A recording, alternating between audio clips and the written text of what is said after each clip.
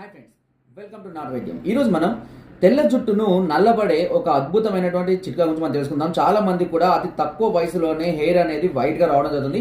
కొంత ఏజ్ వచ్చిన తర్వాత వైట్ హెయిర్ వస్తే ఏం కాదండి, బట్ మరి చిన్న ఏజ్లో 15, 16 ఈ సంవత్సరాలనే ఎక్కువ మందికి వైట్ హెయిర్ వస్తుందండి. దీనికి తానికాయ గింజలు తీసుకోండి. తానికాయను పలగొడితే లోపలి గింజలు వస్తాయండి.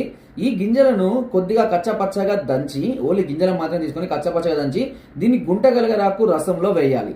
బాగా నానిన తర్వాత ఒక పావు లీటర్ కొబ్బరి నూనెలో ఈ మిశ్రమాన్ని మొత్తం వేసి నిదానంగా మరగనివ్వాలి.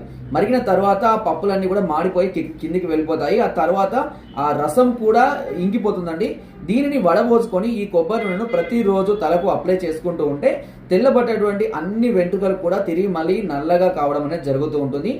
అంతేకాకుండా జుట్టు కూడా చాలా ఒత్తుగా మందంగా కూడా పెరగడం జరుగుతుంది. చాలా అద్భుతంగా పనిచేస్తుంది. నా వీడియో కనుక మీకు నచ్చినట్లయితే లైక్ చేయండి, షేర్ చేయండి అండ్ సబ్స్క్రైబ్ చేయడం మాత్రం అస్సలు మర్చిపోవద్దు. మీకు ఎలాంటి డౌట్స్ ఉన్నా